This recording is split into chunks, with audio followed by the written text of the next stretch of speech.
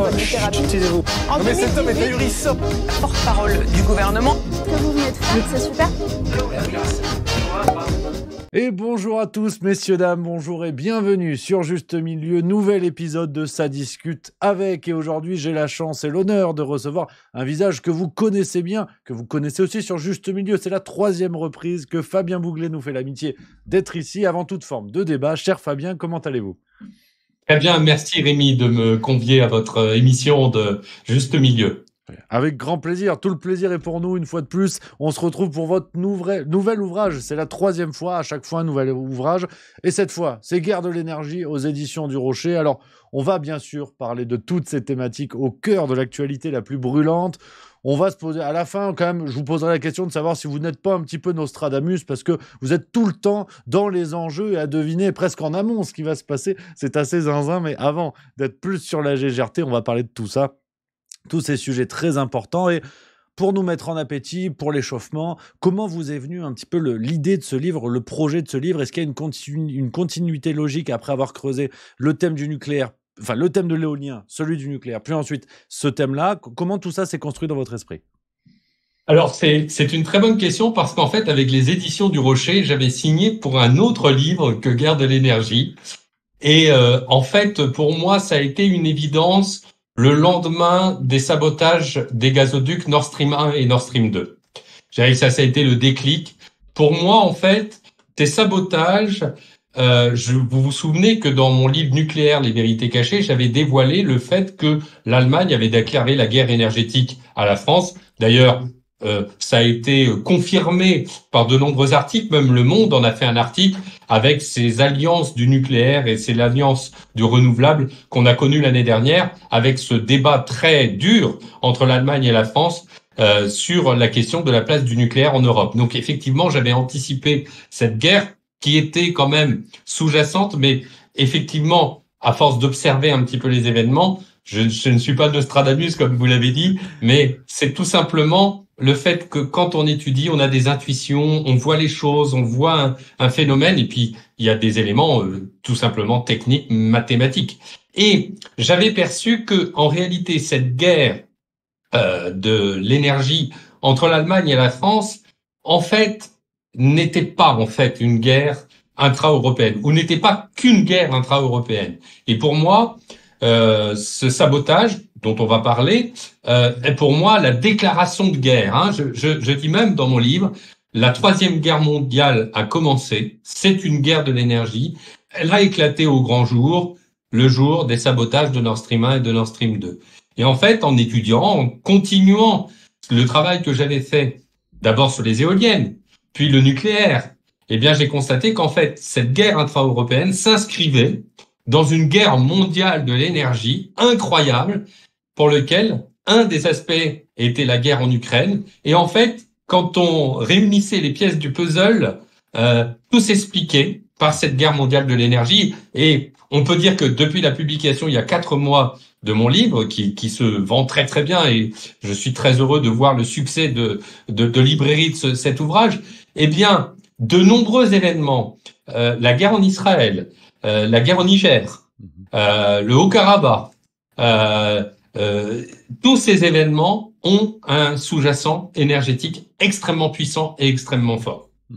Oui, il y a clairement ce prisme, cette grille de lecture qui s'impose à chaque fois, et vous parlez d'un conflit international, et c'est justement le premier volet que je voulais traiter avec vous, cher Fabien Bouglet, sur le rôle de l'Allemagne, le rôle des États-Unis. On va scruter avec vous un petit peu tout ça, décortiquer tout ça, mais le fil rouge entre les deux pans de ce sujet, c'est le fait que la France soit toujours du mauvais côté du manche. C'est-à-dire que si on commence avec l'Allemagne, vous l'évoquiez dans votre précédent livre, celui sur le nucléaire, vous évoquez, je voulais revenir avec vous là-dessus parce que c'est tellement sidérant, il y a un côté James Bond comme ça, mais qui est terrible quand en plus tout ça est relativement bien caché, c'est le fait, le poids des lobbies allemands contre le nucléaire français, c'est cette guerre de bureau qui est un petit peu qui se déroule actuellement. Vous nous en aviez parlé dans le précédent livre, mais je voulais revenir avec vous là-dessus pour commencer sur cet aspect-là et montrer à quel point la France se fait avoir un petit peu de partout. Oui, et il y a sur le sujet une forme de déni. Vous vous souvenez, Rémi, que donc j'ai sorti mon livre nucléaire, Les vérités cachées, en octobre 2021. D'ailleurs, Emmanuel Macron a eu la gentillesse, au moment de la sortie de mon livre, de lancer le plan d'investissement 2030 et de lancer la relance du nucléaire la veille du lancement de mon livre. Donc, j'avais pas mieux comme attaché de presse que le président Emmanuel Macron. En tout état de cause, ce qui est intéressant, c'est que de nombreux aspects que j'avais rédigés dans mon livre, par exemple, baisse du nucléaire égale augmentation des factures et des coupures, guerre de l'énergie entre l'Allemagne et la France, se sont réalisés. C'est-à-dire que je n'imaginais pas que ce que j'avais écrit dans mon livre Nucléaire, les vérités cachées, allait se réaliser aussi rapidement avec la crise gazière de 2021, puis la crise énergétique de 2022. Et il s'est passé quelque chose d'intéressant en 2022 et 2023, c'est la commission d'enquête sur la souveraineté énergétique. Et je voudrais revenir là-dessus. C'est que 1 an et demi après la sortie de mon livre, une commission d'enquête qui est ouverte à l'initiative de la majorité, Monsieur Armand, et à l'initiative des Républicains, Monsieur Schellenberger, les deux députés, non, l'un rapporteur, Monsieur Armand, et l'autre président, Monsieur Schellenberger. Je leur ai proposé de les aider. Je leur ai envoyé mon livre, Nucléaire, les vérités cachées. Alors, là-dessus, dans les auditions, on voit bien que mon chapitre, le sabotage politique du nucléaire, a été repris puisque les auditions sont très très proches de mon chapitre sur le sabotage énergétique de la France. Mais là où il y a eu un déni incroyable, et je voudrais insister là-dessus parce que c'est fondamental, c'est que ils n'ont absolument pas voulu parler du conflit que nous avions avec l'Allemagne, des lobbies à l'œuvre contre le système nucléaire français et contre notre atteinte à la souveraineté. Pire, Monsieur Armand, dans ses conclusions du rapport de la commission d'enquête, dit il y a des gens, et c'était pas moi, c'était en l'occurrence Monsieur Proglio, pas des moindres quand même, le président d'EDF, qui dit les Allemands ont tout fait pour détruire EDF et ils ont réussi. Quand Henri Proglio, que je salue par ailleurs, dit cela, aucune réaction ni du rapporteur ni du président de la commission d'enquête. Et dans son rapport, à la fin, en conclusion, Monsieur Armand précise « On nous a dit des choses sur l'Allemagne, mais nous pensons que c'est excessif et qu'il n'y a pas lieu de l'étudier. Et donc, nous ne l'avons pas étudié. » C'est-à-dire qu'en réalité, toutes les questions liées à la souveraineté énergétique et aux opérations de guerre informationnelle et de lobby contre le nucléaire français n'ont pas été abordées par cette commission d'enquête sur la souveraineté énergétique. J'ai envie de dire un peu hors sujet. C'est-à-dire que ils ont abordé un tiers du sujet, ça c'est bien, c'est la responsabilité politique dans l'abandon du nucléaire en France, mais ils n'ont pas abordé les opérations de guerre, de véritable guerre de l'Allemagne contre la France. Et donc là, c'est un manque considérable. Je dirais que c'est un manque, mais c'est aussi un déni de réalité. Je veux dire, moi, dans mes livres, je ne dévoile, et vous les avez lus, Rémi, que des informations sourcées, documentées, des rapports officiels, des rapports de la Maison-Blanche, des rapports de la Commission européenne, des rapports de l'ONU. On peut pas contester ces éléments. Et ce sont des éléments visibles que tout le monde peut avoir. Et moi, c'est ça que je regrette en quelque sorte. C'est un déni qui nous fait perdre un temps, mais incroyable. C'est-à-dire que on a perdu du temps avec la destruction de notre système nucléaire depuis des années, la cible des opérateurs mercenaires énergétiques allemands. Et maintenant, on perd du temps, non pas parce qu'on commence à comprendre que c'est le sujet, mais dans notre réaction. C'est-à-dire que tout ça prend un temps fou. Comme je le disais, Le Monde a mis 1 an et demi, 2 ans à acter dans un article l'Allemagne nous mène une guerre au nucléaire français. Voilà. Et donc, ce point est fondamental à mon avis. Oui, clairement, et surtout en plus, alors que on va souvent le dire dans cet échange, l'actualité confirme aussi ce que vous dites, c'est-à-dire qu'avec les débats autour du marché européen de l'énergie, toutes ces notions-là, on voit que l'Allemagne impose des normes, impose des règles et qu'il aime la suivre. Alors justement, et je rebondis sur votre propos, on est au cœur de la problématique. Vous vous souvenez tous du traité de Lisbonne. Vous vous souvenez que les Français ont voté contre le traité de Lisbonne et qu'on leur a imposé le traité de Lisbonne. Et qu'est-ce qu'a fait le traité de Lisbonne? Eh bien, le traité de Lisbonne, au niveau de l'Union européenne, les États sont souverains énergétiquement. Donc, il n'y a pas de problème. Sauf que le traité de Lisbonne a établi un dispositif qui fait qu'en réalité, l'Union européenne est compétente pour les questions de sécurité énergétique, les questions de grandes lignes de politique énergétique. Et au travers des dispositions des traités de Lisbonne, progressivement à glisser la souveraineté énergétique des pays, des États-nations, vers une souveraineté énergétique européenne qui impose un modèle. Et ce modèle, il est imposé par l'Allemagne au travers l'Energiewende, c'est-à-dire la transition énergétique, c'est la traduction de Energiewende. Et en fait, les Allemands, et depuis en particulier le départ des Anglais après le Brexit, en ont profité, se sont faufilés pour imposer leur modèle énergétique à l'Europe, et en particulier leur modèle énergétique des éoliennes et des panneaux solaires couplés au gaz et maintenant au charbon à l'Europe entière. Et on va voir pour quelles raisons. Et donc, sur ce point, en réalité, on peut dire qu'il y a 3 grandes opérations qu'ont réalisées les Allemands. D'abord, des opérations au niveau de la Commission européenne, avec un lobbying incroyable pour modifier les directives européennes et imposer les éoliennes. Ensuite, une infiltration, quand même, je l'ai dit, plusieurs reprises, et je le redis, une infiltration de la Direction générale de l'énergie et du climat. Au ministère de l'écologie, il y a une direction qui s'appelle la Direction générale de l'énergie et du climat, qui est l'état profond, puisqu'on peut parler d'état profond, c'est-à-dire c'est la direction qui gère la politique énergétique de la France.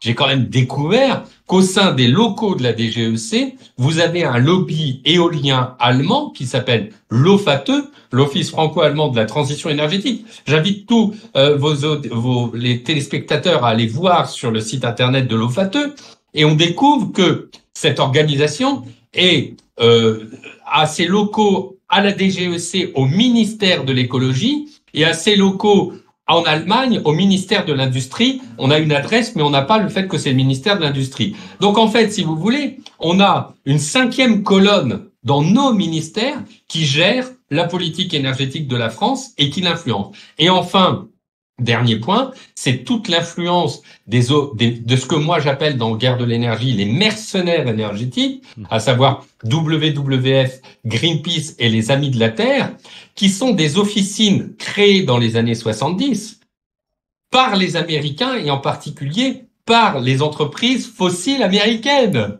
Parce que qui n'aimait pas le nucléaire? C'était pas les écolos, c'était d'abord les manias du pétrole et en particulier Rockefeller et Andersen, qui voyaient d'un très mauvais œil l'émergence d'une énergie nucléaire abondante en Europe et qui ont financé ces principales officines dont l'objectif était la destruction du nucléaire en Europe, en Allemagne d'abord, puis en France, et qui d'ailleurs ont financé tous les partis politiques et ensuite qui ont dérivé vers Europe Écologie Les Verts ou les Grünen. D'ailleurs, une grande partie des gens d'Europe Écologie Les Verts sont issus de Greenpeace et des Amis de la Terre pour ce qui est des Grünen en Allemagne.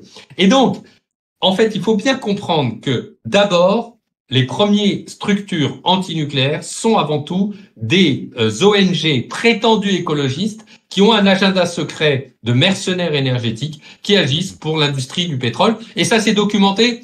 Et de manière assez drôle, il suffit d'aller sur le site internet de la Fondation Rockefeller, où ils mentionnent les opérations qu'ils ont financées. Vous tapez les Amis de la Terre, vous tapez Greenpeace, vous tapez WF, vous retrouvez les financements de ces différentes structures. Encore aujourd'hui. Et ce sont les structures qui agissent au niveau de la Cour de justice de l'Union européenne pour demander la sortie du nucléaire de la taxonomie européenne des énergies décarbonées.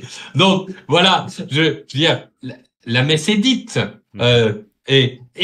Donc, c'est pour ça que je suis assez triste de voir que cette commission d'enquête ne pas aborder les vrais sujets. Et enfin, dernier point, et ça c'est le rapport de l'école de guerre économique qu'a sorti en juin, sur des fondations allemandes, on devrait dire plutôt des officines que des fondations, qui sont payées par les partis politiques. Il faut savoir qu'en Allemagne, vous avez les différents partis politiques, ils ont des think tanks d'influence du modèle allemand qui peut agir en Allemagne, mais aussi à l'étranger. Et on a découvert que vous avez 2 officines qui sont donc issues des Grünen et de l'extrême gauche, qui agissent en France, qui financent des opérations ou qui financent tout un tas de presse, par exemple Alternative économique, est financée et a publié des magazines anti-nucléaires financés avec la fondation Henrik Boll, qui est liée aux Grünen. Vous voyez donc, tout cet environnement crée un climat contribuant à la lutte contre le nucléaire en France par une 5e colonne qui agit dans notre pays en toute impunité. Et c'est vrai que dans cette bien sombre machinerie, vous avez évoqué le rôle des États-Unis. Et justement, on va voyager avec vous, Fabien Bouglet, aujourd'hui. Et maintenant, en direction des États-Unis, vous l'avez évoqué. Et il est vrai qu'il y a une séquence dans laquelle vous apparaissez qui remonte aujourd'hui. Peut-être nos téléspectateurs l'ont vu sur les réseaux sociaux. Cette séquence de CNews, vous évoquiez la technologie Astrid qui a été complètement abandonnée par Emmanuel Macron et reprise par Bill Gates. Alors, que nos spectateurs se rassurent. Je suis dans l'obligation de préciser que tout cela a été fact-checké. Même TF1, avec son organe de vérification LCI, on ne sait plus trop qui fait quoi, ils ont fact-checké, nous ont expliqué ce qu'était vraiment la vérité. Donc là, aujourd'hui, on s'exprime hors des clous des fact-checkers. Donc je le dis, c'est quasiment du jeu d'équilibre. Là, on va être prudent. Mais c'est vrai que le rôle des États-Unis, vous l'évoquez en sous-main, voilà, en coulisses, comment ça peut peser dans le fonctionnement de l'Union européenne. Les esprits chagrins diraient qu'effectivement, il y a une vraie cohérence géopolitique quand on voit la mainmise américaine sur le fonctionnement de l'Union européenne dans nombre de secteurs. Mais là, avec en plus ce paramètre de la technologie Astrid que vous allez nous raconter, là encore, c'est une histoire incroyable. Et pourtant... Effectivement, il faut comprendre, et j'aurai l'occasion d'évoquer que, en fait, le nucléaire français est la cible et des États-Unis et de la Russie. Ne faisons pas de russophilie excessive, ni d'américanophilie excessive. Moi, je suis ni pro-russe, ni pro-américain, je suis avant tout pro-France. Que les choses soient bien claires. Moi, mon pays, c'est la France.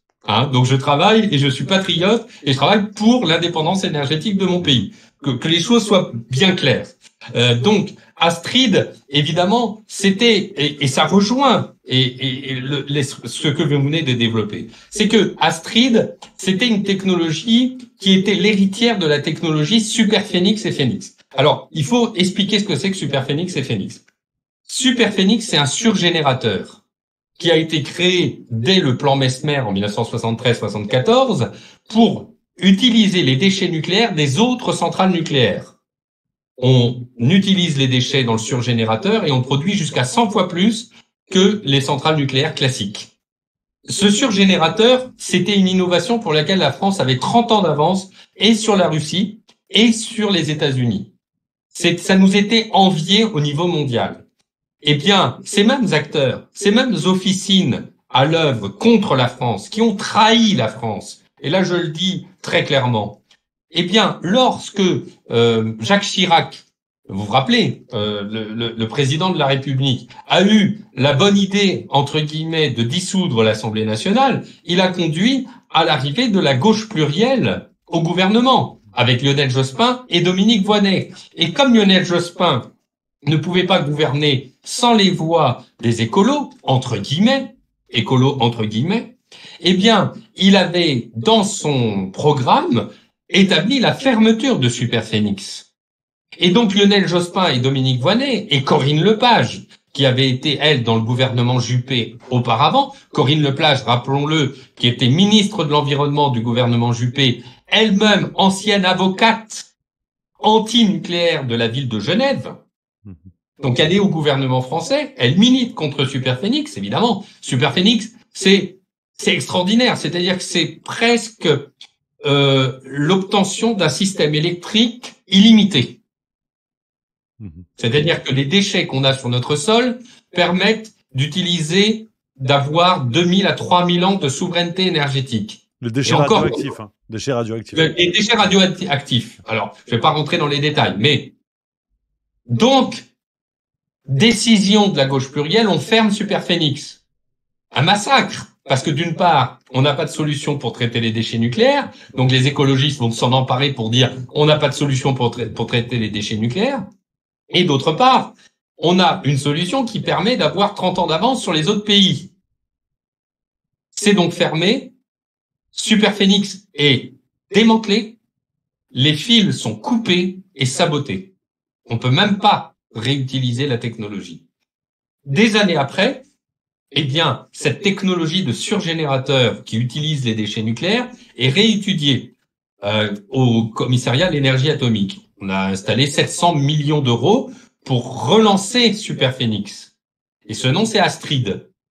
Donc, en fait, c'est le surgénérateur Astrid dont les travaux continuent. Et, contre toute attente, vous vous rappelez que la France, avec François Hollande, avait demandé de baisser la part du nucléaire à 50%, avait demandé la fermeture de Fessenheim à la demande de l'Allemagne. D'ailleurs, soit dit en passant, l'Allemagne, avant la fermeture de Fessenheim, importait de l'électricité venue de France, ou du moins avait un solde importateur, puisque tous les jours nous importons et nous exportons de l'électricité.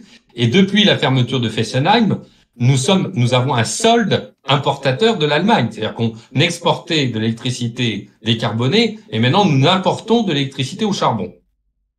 Pour revenir sur Astrid, eh bien, après avoir fermé Fessenheim, et moi j'ai écrit en 2021, au cœur de la crise énergétique du choc gazier de 2021, un article au moment où j'ai sorti mon livre Nucléaire des vérités cachées, un article pour relancer Fessenheim, qu'on pouvait encore relancer. Il y aurait été une solution à la crise énergétique. Eh bien, Emmanuel Macron fait fermer Fessenheim, confirme la fermeture de Fessenheim et fait arrêter Astrid. Et d'ailleurs, ça a été confirmé, et c'est là où c'est intéressant, c'est que le fact-checking de TF1 reprend exactement ce que j'ai dit sur CNews avec Yvan Rioufol. C'est-à-dire que, premièrement, c'est bien sous le gouvernement et le mandat d'Emmanuel Macron que Astrid a été fermée. Et contrairement à ce qui avait été dit par des personnes qui avaient mal interprété l'émission de CNews en disant que ça avait été vendu à Bill Gates, ça n'a pas été vendu. C'est-à-dire que comme nous avions abandonné la technologie et que nous avions arrêté les financements, eh bien, Bill Gates en a profité pour accélérer de son côté une technologie qu'il a même pas eu à acheter. Bah, alors, et bien sûr, il n'a pas repris les travaux du commissariat à l'énergie atomique. Il a étudié ce qui était disponible et bien, le département à l'énergie américain a financé en 2021. C'est-à-dire que, en fait, cette technologie, nous l'avons abandonnée. C'est une technologie qui aurait permis et qui permettrait plusieurs milliers d'années de souveraineté énergétique pour la France, qui permettrait même d'être un modèle pour l'Europe. Et nous l'avons abandonné. Et aujourd'hui, c'est d'un côté Bill Gates aux États-Unis, et il y a d'autres d'ailleurs projets dans ce sens aux États-Unis, avec le département de l'énergie américain qui finance plein de projets, et la Russie avec Rosatom qui a construit 2 réacteurs à neutrons rapides de ce modèle. Et pire, dans cette guerre de l'énergie, vous avez un haut dignitaire américain qui est arrivé il y a quelques mois en Roumanie pour défendre le fait que les pays d'Europe de l'Est, parce que les pays d'Europe de l'Est sont stratégiques pour les États-Unis, devaient transformer leurs centrales au charbon en centrales nucléaires et que ce seraient des réacteurs nucléaires américains.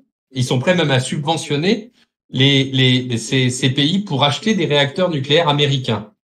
Et vous savez comment s'appelle le projet américain?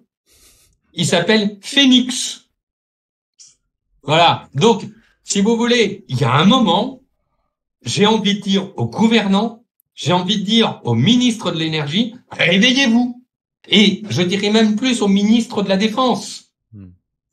Là, ça relève d'enjeux de défense nationale.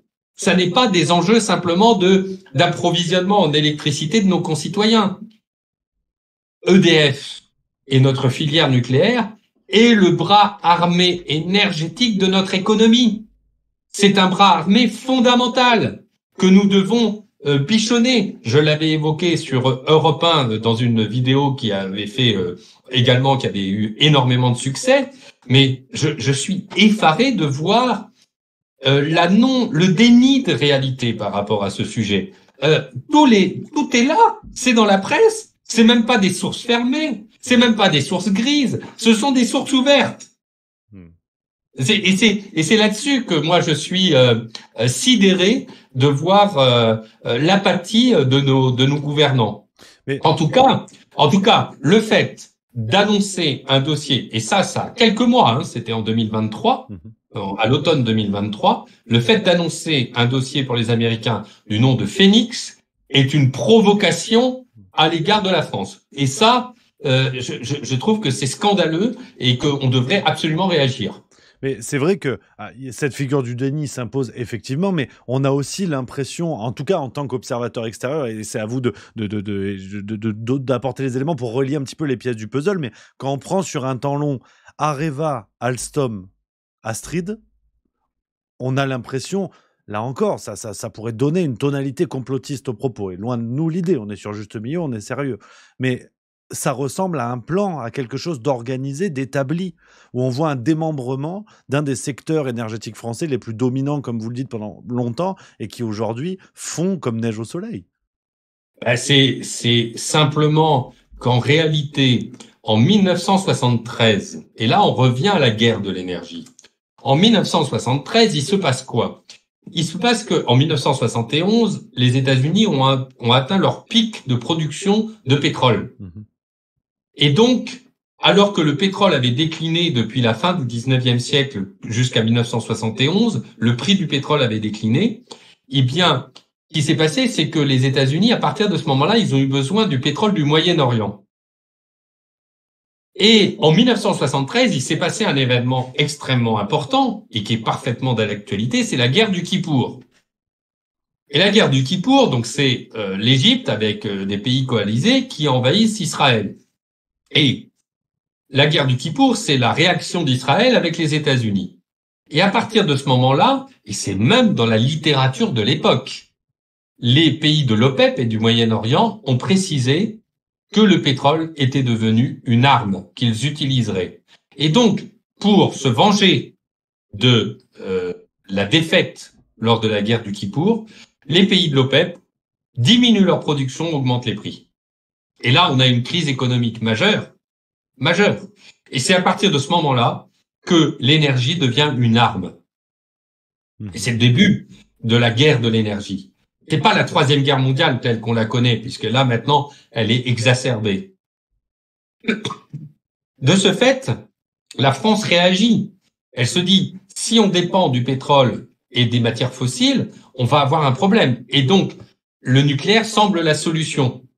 Et sauf que les Américains, ils ont aussi du pétrole. Ils contrôlent le pétrole. Ils savent que si la France développe son nucléaire et une technologie nucléaire, ça va placer la France dans le concert des nations et surtout pour la maîtrise de l'Europe. Puisqu'il faut se souvenir que l'Europe a été créée par le ministre des Affaires étrangères français, Robert Schuman, et Monnet. Et donc, si vous voulez, la France, c'est un pays petit, mais c'est un pays extrêmement puissant. Nous n'avons pas de pétrole, mais nous avons des idées. Nous avons construit le Concorde. Nous avons construit le TGV. Nous avons construit un système énergétique. Nous avons les meilleurs ingénieurs nucléaires. Et donc, si vous voulez dominer l'Europe, comme il y a Brzezinski, qui est le grand, on va dire, géopoliticien américain, il sait très bien que pour dominer l'Europe, il faut dominer l'Est de l'Europe et le Caucase. Mais en même temps, si vous avez les Français là, avec leurs baguettes et leurs bérets qui, déploient une technologie qui leur permet d'être indépendants énergétiquement, être indépendant énergétiquement, ça permet d'être indépendant politiquement et géopolitiquement. Et c'est pour ça, c'est ce que j'exprime dans mon bouquin sur le chapitre 1, le caractère fondamental de la maîtrise de l'énergie, essentiel, vital. C'est pour ça que l'énergie, c'est régalien. Et c'est pour ça que Vladimir Poutine ne s'est pas trompé. Vladimir Poutine, il a fait du gaz avec Gazprom et du nucléaire avec Rosatom les deux bras armés de son économie. Et pour contrer la Russie, les États-Unis, comme ils avaient atteint leur pic de production en 1971, ils ont développé la technique de la fracturation hydraulique du gaz de schiste. Et en 2016, ils ont obtenu une technologie rentable qui leur permettait d'exploiter de manière considérable, en particulier au Texas, la technique de fracturation hydraulique qui leur permettait de ne plus avoir, quelques années après, d'importation d'énergie de l'extérieur. Et à partir de 2016, eh bien, les États-Unis sont devenus indépendants énergétiquement. Et de l'autre côté, la Russie, depuis Vladimir Poutine, est devenue totalement indépendant énergétiquement. Donc, on a deux pays qui sont prêts, avec un arsenal juridique des différentes lois américaines de ces 5-10 dernières années, en particulier sous Obama et Donald Trump, sur cette guerre de l'énergie, et Vladimir Poutine, qui, moi, je veux bien, moi, je respecte les gens. Il faut arrêter de prendre Vladimir Poutine pour un idiot. C'est juste, Vladimir Poutine, c'est un juriste, d'abord. Il a fait une thèse de droit. Ensuite, en 1997, il fait une thèse d'économie. Il fait pas une thèse d'économie sur n'importe quoi. Il l'a fait sur l'exploitation des ressources minérales des sous-sols de la région de Saint-Pétersbourg, avec l'Institut des Mines, un prestigieux institut. En 1999, 6 mois avant d'être nommé président par intérim de la Russie, le 31 décembre de 1999, il publie dans la revue de l'Institut des Mines, que j'ai retrouvé l'exemplaire de l'Institut des Mines, on voit même la photo de Vladimir Poutine, un article fondamental sur comment nous allons relancer l'économie russe par l'exploitation des ressources minérales, en particulier le gaz, le pétrole, etc. Et surtout, il y a un passage où il y a 10 points, et il dit, nous allons créer des entreprises intégrées pour placer, donc les entreprises intégrées, c'est Rosatom et c'est Gazprom, pour placer la Russie dans le rang des nations des pays industrialisés, économiquement développés. Donc, on a là deux pays qui s'affrontent, et au milieu l'Europe. Et l'Europe, eh bien, qu'est-ce qu'on découvre avec les chiffres de la Commission européenne? Que l'Europe doit importer 55% de son énergie. Pensez comment vous pouvez dominer politiquement quand vous êtes aussi dépendant de vos approvisionnements énergétiques. Alors, dans cette Europe, vous avez des pays qui dépendent de 70% de leurs importations. Italie, Grèce, Portugal, Espagne. L'Allemagne, c'est 65% qui dépendent de ses importations. La France, simplement 45%. Et pourquoi 45%? Grâce au plan Mesmer et au nucléaire. C'est-à-dire que, grâce à son nucléaire, la France fait partie des pays ayant la plus grande souveraineté énergétique, même si elle n'est pas totale, qu'elle avait acquise grâce au déploiement de son nucléaire depuis 1973. Je rappellerai à tous les opposants au nucléaire français que 80% de l'électricité française est produite par nos centrales nucléaires et nos barrages 50 ans après. Alors, qu'on arrête, on a eu là des penseurs, des gouvernants qui ont établi un plan qui est encore d'application 50 ans après. À bon entendeur, Donc, voilà. Non, mais c'est très intéressant parce que, en fait, cette guerre de l'énergie, on va rentrer dans le détail, elle est liée à cette tension entre les États-Unis, la Russie et l'Europe au milieu, qui est en situation complètement d'affaiblissement et en fait de vassalisation. D'abord, vassalisation par la Russie, avec l'Allemagne, et l'Allemagne ayant changé de camp, vassalisation par les États-Unis. Et justement, la transition est toute trouvée. C'est là qu'on voit qu'on a affaire à un professionnel. Pour aller vers le deuxième grand volet de notre échange, vous m'avez vu venir, c'est la thématique du Nord Stream 2. Ce deuxième volet que je voulais aborder avec vous, Fabien Bouglet, voilà, sans grande surprise. Le contexte, alors pour rappel pour nos spectateurs, en septembre 2022, c'est la nouvelle qui fait la une de tous les journaux, de tous les médias, mise hors service du fameux Nord Stream 2, ce gazoduc qui reliait la Russie à l'Allemagne et qui était une source d'approvisionnement en gaz assez importante, très importante, qui permettait par là même de contourner un certain pourcentage d'indépendance vis-à-vis des Américains. Et là, patatras, forcément, très vite, les médias pointent du doigt la Russie. Alors, comment c'est une infrastructure russe gérée par les Russes, mais on dit si, c'est comme ça. Alors, petit à petit, on a eu des versions diverses et variées. On a eu quelques mois plus tard la version de l'incroyable, de l'immense journaliste d'investigation Simon Hersh, qui aux États-Unis a révélé qu'on aurait peut-être un petit peu plus la mainmise des services secrets américains. Ce à quoi un média allemand a révélé il y a quelques mois à la suite, je crois que c'était d'ailleurs fin d'année 2023, a expliqué que finalement c'était peut-être plutôt un ancien soldat de l'armée ukrainienne qui se serait plus ou moins débrouillé avec des barbouzes à lui pour aller faire sauter le gazoduc. Donc on a, voilà, libre à chacun de choisir la version qu'il jugera la plus crédible, hein, évidemment. Et en attendant, ce qui est fou, et là vous allez tout nous expliquer une fois de plus, cher Fabien Bouglet, malgré tout ça, c'est encore une bonne nouvelle pour les États-Unis. C'est quand même dingue. Là, oui. Alors, en fait, comme je viens d'expliquer à l'instant, on a d'un côté les États-Unis qui sont devenus indépendants énergétiquement depuis 2016, mais surtout qui ont des excédents de gaz naturel liquéfié à vendre. Et ce qui se passe, c'est la chose suivante, c'est que, en fait, il faut revenir en arrière. Revenir en arrière en Allemagne. Il faut revenir en arrière en Allemagne. C'est que Gerhard Schröder, donc chancelier allemand, qui a le pouvoir entre 1997 et 2005 à peu près, déploie avec les Grünen, hein, donc les pseudo-verts, l'Energiewende. Alors c'est quoi l'Energiewende? Ben c'est les fameuses éoliennes dont je parle tant, et c'est pour ça qu'il y a un lien entre éoliennes nucléaires et guerre de l'énergie. Les fameuses éoliennes, mais jusqu'à présent, l'Allemagne avait plutôt du charbon. Alors le charbon, c'est quand même plutôt polluant. Il y a de l'uranium concentré dans les fumées de charbon, du mercure. C'est pas très bon pour la santé. Et donc, ils préfèrent utiliser du gaz.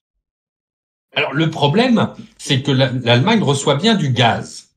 Mais ce gaz, il vient des voies historiques du gaz en Europe. Et ces voies historiques du gaz en Europe viennent de l'ancienne Union soviétique de Sibérie et passent par l'Ukraine. Vous me voyez venir. Avec deux gazoducs importants, Brozowód et Yamal. Donc, et Soyouz, l'un ou l'autre. Yamal est en Pologne, Soyouz et Brozowód. Brozowód veut dire fraternité. Pourquoi fraternité? Parce que la Russie et l'Union soviétique donnaient à prix d'amis son gaz aux pays dans la sphère du pacte de Varsovie. C'est-à-dire qu'en réalité, déjà, il y avait une géopolitique du gaz. Vous étiez communiste, vous étiez dans l'Union soviétique, ou du moins avec le pacte de Varsovie, vous aviez le droit au tarif d'amis, de frères, du gaz. Et donc, ça passe par l'Ukraine. Et le problème, c'est que l'Ukraine est un pays cible des États-Unis et de l'Europe. C'est que, au moment de la révolution orange, en 2004, puis de la révolution du Maïdan, eh bien, les États-Unis, avec les travaux de Brzezinski, ciblent l'Ukraine comme étant un lieu fondamental de maîtrise du système énergétique européen et tout court. Pourquoi? Parce que lieu de passage du gaz entre la Russie et l'Europe, puisque derrière, les gazoducs continuent vers l'Europe, et en particulier vers l'Allemagne, et surtout, lieu le plus nucléarisé, un des pays ayant le plus de réacteurs nucléaires dans le monde, c'est le 6e, hein, donc en puissance nucléaire installée, donc c'est très intéressant, et puis, lieu à la frontière de la Russie. Et donc, les Américains prennent comme cible et essayent de supprimer la sphère d'influence russe en Ukraine. S'ensuit, et c'est pour ça que j'ai parlé de l'Union soviétique, un conflit larvé entre les autorités ukrainiennes et la Russie. La Russie dit, non mais attendez, si vous voulez plus être dans la sphère d'influence de la Russie, nous, on vous file plus notre gaz à prix d'amis. Donc, la Russie augmente le prix du gaz. Il multiplie par 3 ou 4. Ça crée des conflits. La Russie dénonce le vol de gaz dans les gazoducs. Et pendant les 10-15 dernières années, vous avez d'énormes tensions sur le prix du gaz, sur l'approvisionnement en gaz. Alors, ce qui se passe, c'est que de leur côté, les Allemands, ils ont besoin du gaz. Et en particulier, les entreprises chimiques, BASF par exemple. Et ils ont besoin d'un gaz qui pourrait ne pas avoir d'enjeu géopolitique.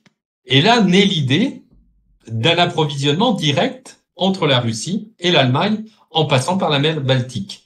Et c'est là que Gerhard Schröder, qui veut installer ses éoliennes couplées au gaz russe, pour faire en sorte que l'Allemagne devienne le hub de distribution du gaz russe dans une Europe qui serait Energiewende, c'est-à-dire qui aurait l'idéologie de l'Energiewende, eh bien, quitte son poste de chancelier et devient président de la société de Nord Stream, de la construction du gazoduc direct entre la Russie et l'Allemagne.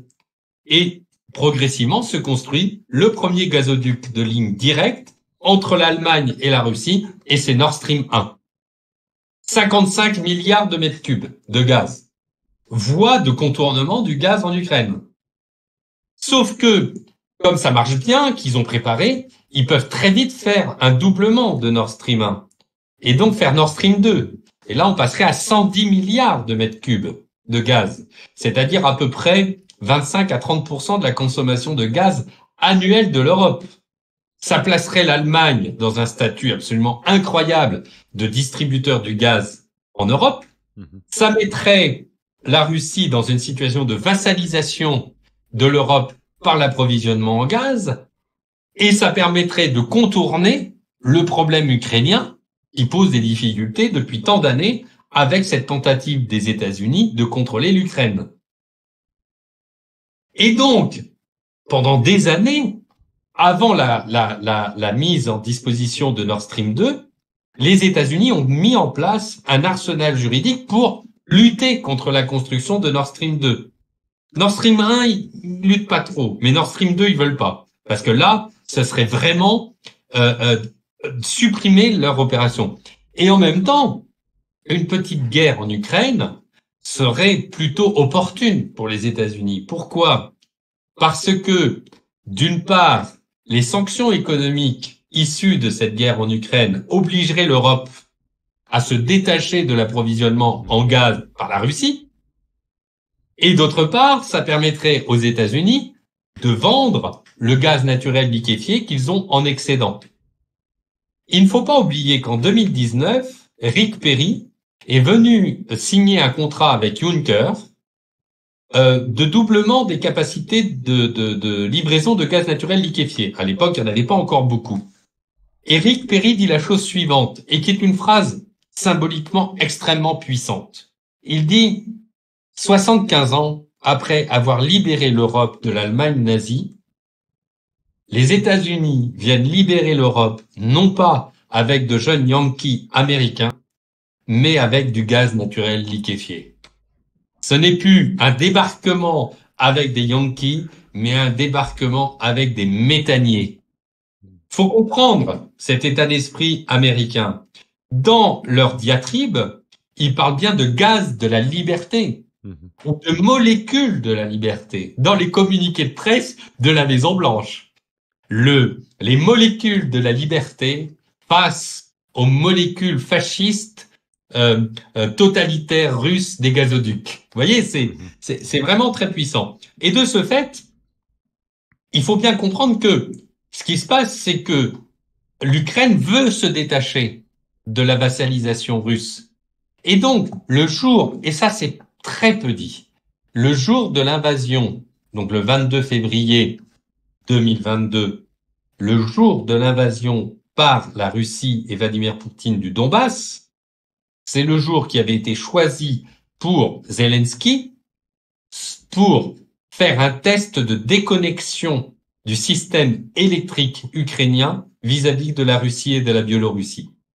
Et quelques jours après ce test réussi, et il dit sur Twitter, nous sommes déconnectés du réseau russe d'électricité, nous faisons partie désormais de l'Union européenne de l'énergie. Et donc, évidemment, ça a un impact majeur parce que l'invasion de l'Ukraine par Poutine conduit à ces fameuses sanctions économiques auxquelles répond Vladimir Poutine avec un resserrement du robinet de Nord Stream, parce que si Nord Stream 1 était bien en action, 55 milliards de mètres cubes, Nord Stream 2, les travaux étaient terminés, mais n'avaient jamais été mis en service. C'est-à-dire qu'il n'y avait jamais eu de gaz à passer à l'intérieur de Nord Stream 2.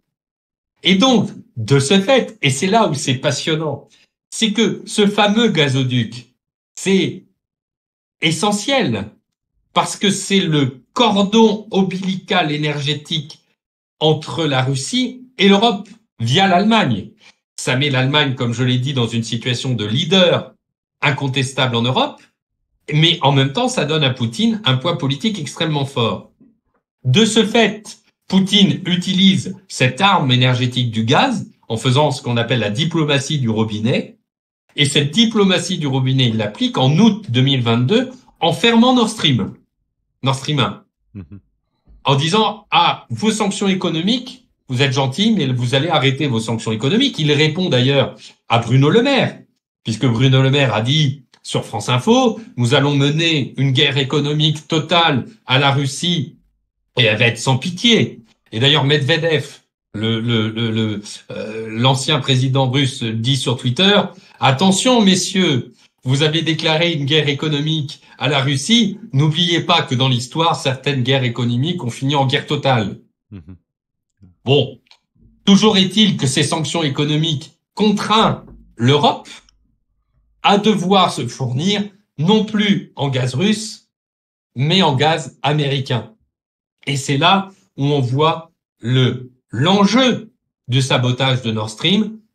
Les Russes coupent le robinet en août 2022 et quelques jours après, Nord Stream 1 et Nord Stream 2 sont sabotés et deviennent inutilisables. Et là, c'est le début de la guerre mondiale de l'énergie, un peu comme l'attentat de Sarajevo. C'est pas la déclaration de guerre à proprement parler, mais c'est un événement fondamental parce que, en réalité, en détruisant Nord Stream 1 et Nord Stream 2, on empêche la diplomatie du robinet de Poutine de s'exercer. Il suffit juste d'ouvrir un robinet et on détruit le cordon ombilical. Et là, l'Europe est obligée d'acheter du gaz naturel liquéfié américain aux Américains. Et d'ailleurs, l'effet est immédiat. En 2022, la facture de gaz de l'Europe est passée de 120 milliards d'euros en 2021 à 400 milliards d'euros en 2022. Alors, c'est vrai que sur ce que vous dites, et déjà, un grand merci pour toutes ces précisions, cher Fabien Bouglet.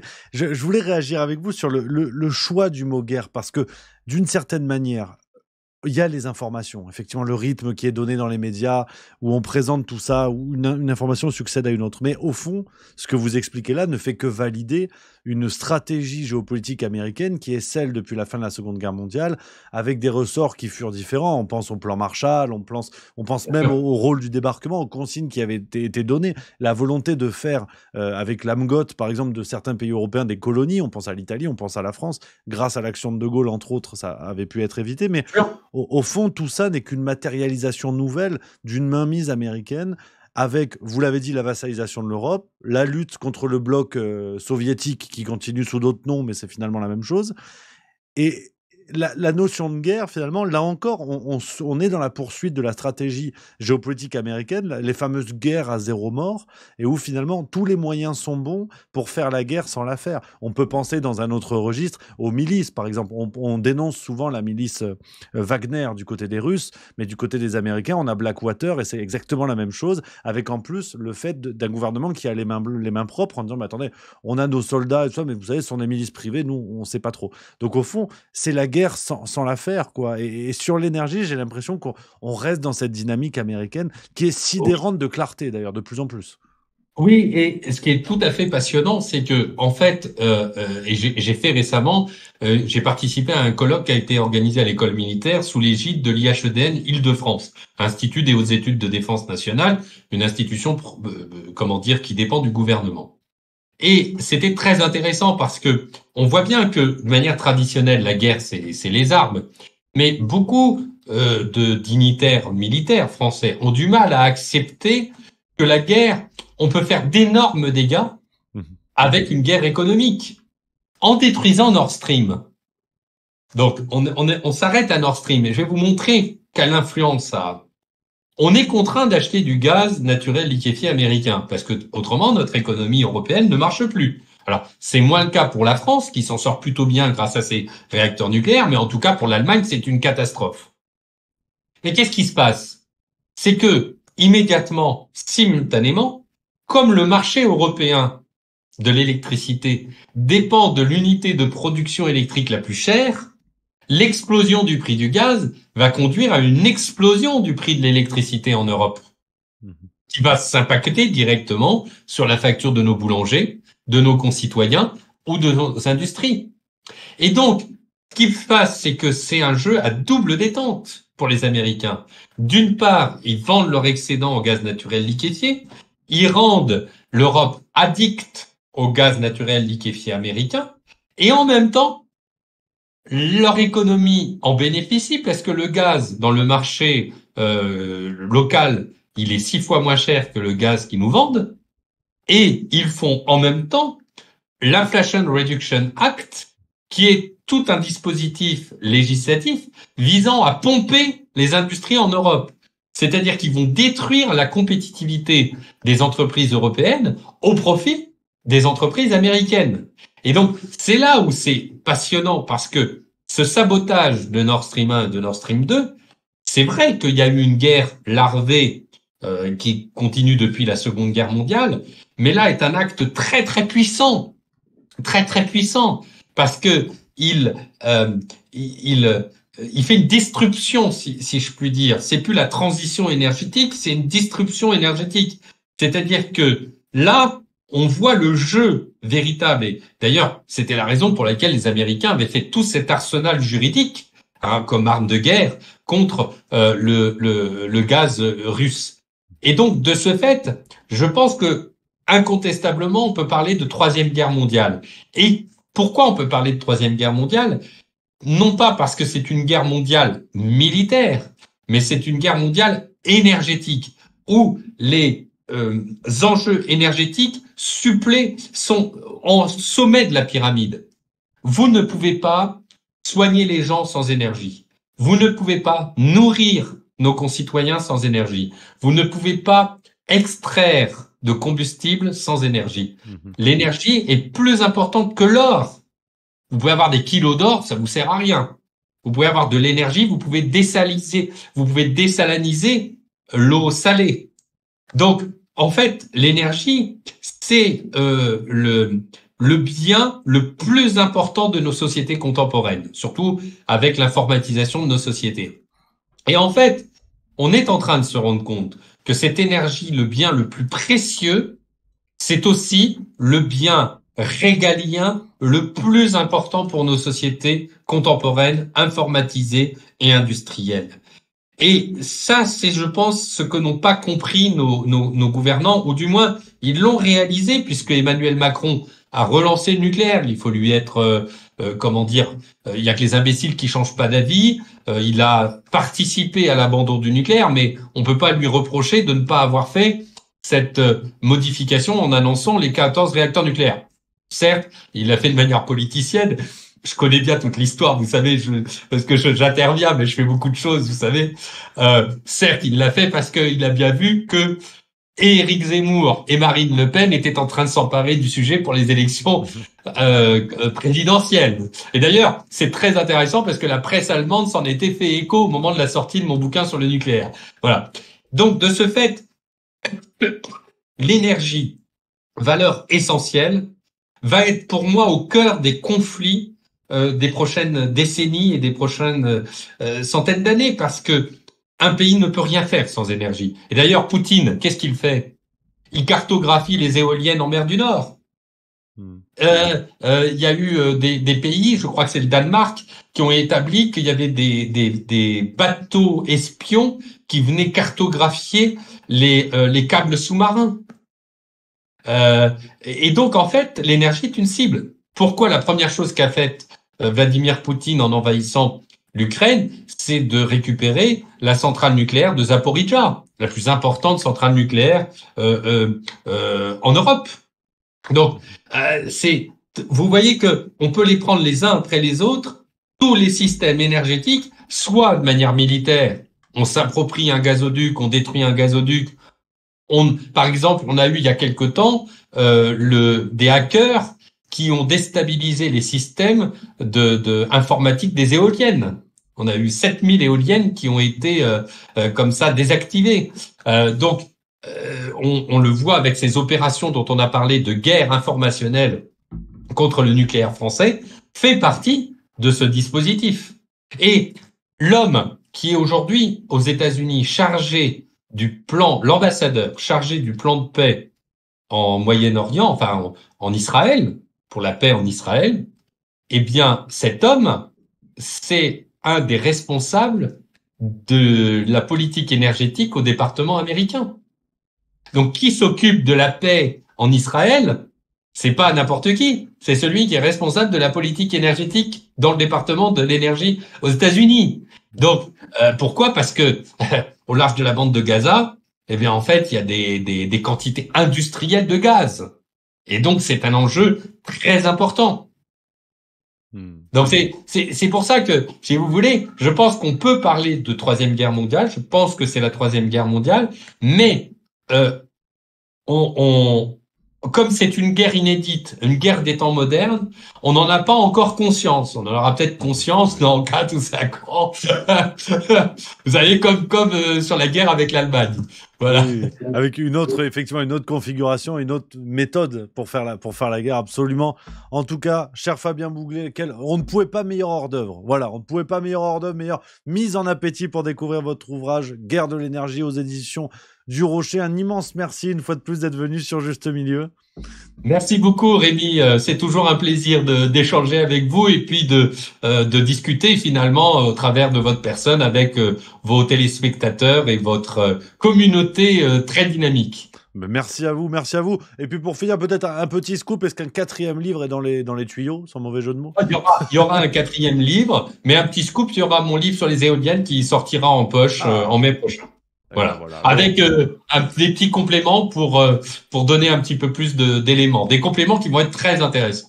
Excellent. Le rendez-vous est pris en librairie. Voilà. Que du plaisir. Exactement. Merci beaucoup. Merci beaucoup, Fabien Bouglet. Chers spectateurs, on le redit, c'est Guerre de l'énergie. Voilà. C'est la lecture du moment. Dans l'actualité, vous l'aurez compris. Nous, on va se retrouver pour de nouvelles vidéos. Un de ces 4.